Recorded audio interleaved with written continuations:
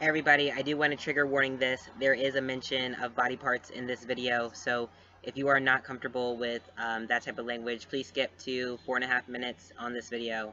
Trigger warning, body parts. What is up, you guys? Welcome to another Tuesday with Spencer here on FTM Transtastic. This week, we are discussing relationships and everything that goes with it.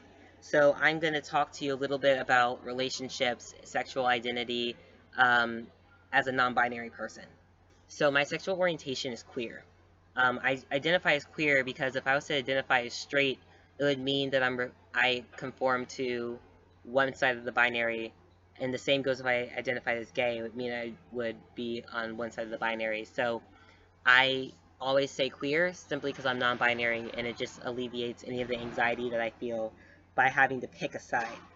Um, with that being said, my sexual preference, and I was talking to email about this earlier, and I was trying to do a lot of research on it to say what is the best PC way to say this. I do want to let everybody know that I am trying really hard to be politically correct. So if I did not say this correctly, please tell me in the comments below. Tell me the better word to say it or how to describe it or whatever. And let me know how you feel about it because I'm very much up for education on this matter. I'm just simply lacking in it. So please let me know. But for me, I am attracted to people with vaginas. And I want to make it clear right now that I do not equate your genitals with your gender. If you tell me that you identify as male and you have always identified as male and you have what I personally seek, then I will not call you anything other than he, him pronouns. You will be my boyfriend. Like, it does not, gender and genitals don't equate for me. I don't know what that's called. I think it's called like Gina something like that. I don't know. I don't really know what it's called, but that's my sexual preference. And I do want to state that sexual preferences aren't something that you should be ashamed of or made to feel ashamed of. Preferences in general aren't something that you should be made to feel ashamed of. Um, Another preference of mine is I date Jewish people, simply because my religion is very important to me and the lineage behind it is very important to me. So I tend to only date Jewish people so I can continue to have that support, that religious support and spiritual support that I seek in a relationship. And that doesn't make me like a bad person or anti other religions. It just means for me to feel complete in a relationship, that's something that I would like to share with my partner. So that's what I seek. So I think that everyone should like realize that whatever preference that you have doesn't make you like inherently bad or like discriminatory against somebody. It just is what you like. We all have standards and preferences that we put for the people that we seek. That's just a natural thing. So that's some of my preferences and just what I look for in a partner. As far as relationships go, I am in a relationship. Well, I wouldn't call it a relationship. I'm exclusive with somebody. We've been exclusive for about 5 months now.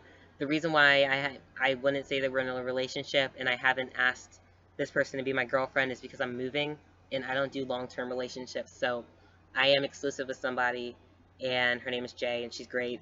Um, but that's like where I am now. When it comes to being trans and being in a relationship, there's obviously a lot of hurdles that trans people face versus cisgender people face. And there's also even more if you're a non binary person. A question I get asked a lot is, what does she call you? So Jay refers to me as her partner, and it's as simple as that. She uses they, them pronouns when speaking about me, and all of her friends and her family members and everyone uses they, them pronouns. Um, I was very adamant about that, and she caught on quickly because she was also part of the queer community, but with her friends and her family, it was kind of new to them, but now they've kind of like figured it out, so it works out well. But I'm her partner and she is my girlfriend if we were in a relationship. Um, Another question that I get asked a lot is, when did you come out with your trans identity? So this is kind of a two-part question. It wasn't really, I come out with my trans identity twice, I guess, with her, and usually with everybody since being transgender. The first time was with my pronouns. So when we first met and started talking, I immediately told her that I went by they, them pronouns. She asked me how I identified, and I told her queer, and she said she identifies as bisexual, and I was like, okay, cool. I use they them pronouns, or I told her I was trans, and she goes, are you transitioning from male to female? It seems like every time I tell somebody I'm trans, they assume I'm transitioning from male to female.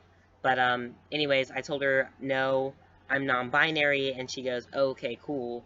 And that's when we had a conversation about they them pronouns, and she was really interested in like what my brothers called me or what my twin brother calls me and everything, and we kind of just like left it at that. So she still thought I was male born, just going by they them pronouns. So the time that I actually came out as being female born was probably a week and a half into the relationship, and that was simply because we were about to have sex. So we had to have a conversation about it. And I'm a firm believer of like not coming out about things like that until it's like absolutely necessary.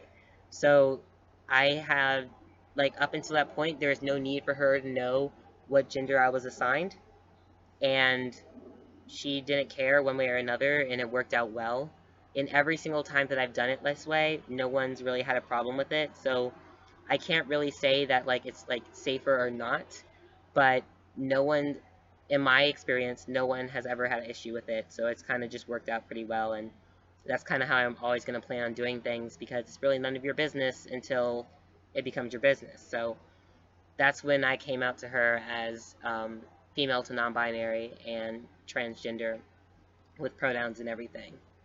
Um, Relationships, like for her, it's been pretty easy, it's been pretty normal. Again, she's a part of the queer community, so she's like used to this.